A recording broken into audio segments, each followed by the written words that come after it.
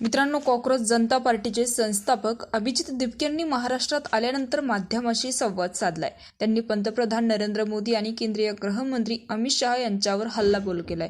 राज्यातील पेपरफुटीवरही भाष्य करताना त्यांनी मुख्यमंत्री देवेंद्र फडणवीस यांच्यावर निशाणा साधलाय.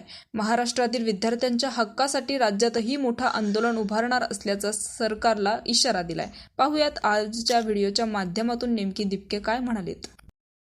प्रकारे बदनाम केले, लोकतंत्रासाठी लढून बदनाम केलेले, आपल्या हक्कासाठी लढून बदनाम केलेले, पेपर फुटीच्या विरोधात लढून बदनाम केलेले.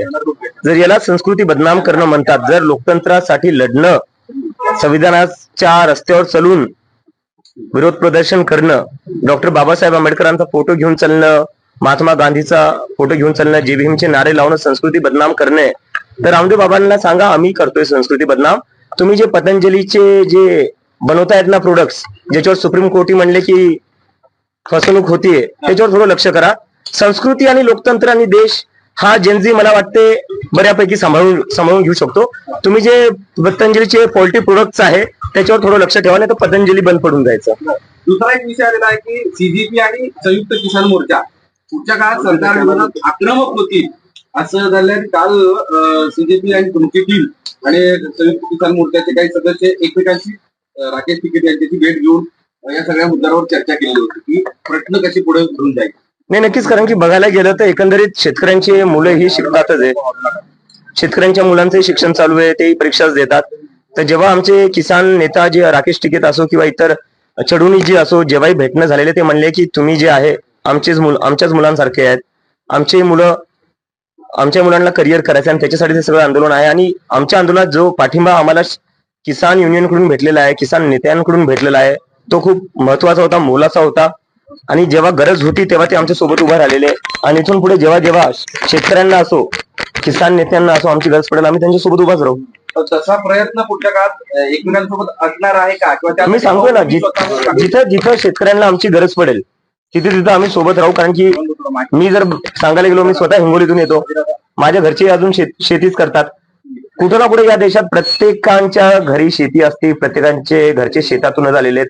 आपण काय सगळे आयटी कंपन्यातून, आपल्या घरच्या आयटी कंपन्यातून आलेले नाहीये किंवा सरकारी जॉब मधून आलेले नाही. आपण सगळ्यांची सुरुवात ही शेतकरी घरातूनच झालेली आहे. त्यामुळे शेतकऱ्यांना जिथेही गरज पडेल तिथे आम्ही सोबत उभा राहू. राहुल गांधींनी काल प्रेस कॉन्फरन्स केली, ते असं म्हणाले की या सगळ्या विद्यार्थ्यांवर हल्ला करतायत, बुलेट चालवले, फायरिंग केली, त्या प्रकरणावर गृहमंत्री अमित शहा यांनी रिझाईन केलं पाहिजे आता. ते केल्याशिवाय आम्ही स्वस्त बसणार नाही. मला तर वाटतं अगदी केलंच पाहिजे. कारण की दुसरा एक प्रश्न हा पण येते की कॉक्रोच जनता पार्टीला बाहेरून फंडिंग येते किंवा बाहेरून चालवण्यात येते. तर माझ्या मनात असा प्रश्न येतो, अमित शहा असताना हे सगळं शक्य कसं काय झालं? हे तर मग अमित शहाचं फेलियर आहे. जर आम्हाला बाहेरून फंडिंग येते किंवा कॉक्रोच जनता पार्टी बाहेरून चालतीये तर मग हे तर गृहमंत्र्यांचं फेलियर आहे. चाणक्य कसले मग? तुम्ही असताना जर बाहेरून फंडिंग येते किंवा बाहेरून चालवण्यात येते, मग तर तुम्ही स्वतः फेल झाले आणि तुम्ही राजीनामा दिला पाहिजे. आणि 20 तारखेला ज्या प्रकारे विद्यार्थ्यांचं रक्त वाहण्यात आलं जंतर मंतरवर दिल्ली पोलीसच्या हातातून, ते अमित शहाच्या ऑर्डर शिवाय दुसरं कोणाचा ऑर्डर नसणार.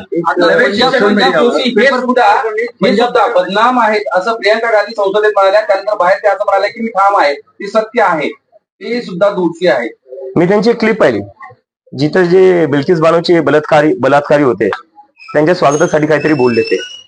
तर देशाचा शिक्षा मंत्री हा बलात्कार्यांचं स्वागत करतो, त्यांची तारीफ करतो. हे तर म्हणजे प्रधानला काढून अजून एक विचित्र माणूस बसून ठेवलेला आहे. काय मेसेज देताय तुम्ही देशाला की जो शिक्षा मंत्री आहे तो बलात्कारांचा सपोर्ट करणार, त्यांचं स्वागत करणार? पण हे लोक करणार पण काय? यांच्या पक्षात दुसरे कोणते लोक आहेत? सगळी गुंड भरलेली आहेत. कुलदीप सेनगर झाला, काय होता यांच्या सरकारमध्ये? काय ते जे राम रहीम आहेत ते पैरोलवर बाहेर येतात. तर गुंड आणि बलात्कारांचं समर्थन करणारी ही सरकार आहे.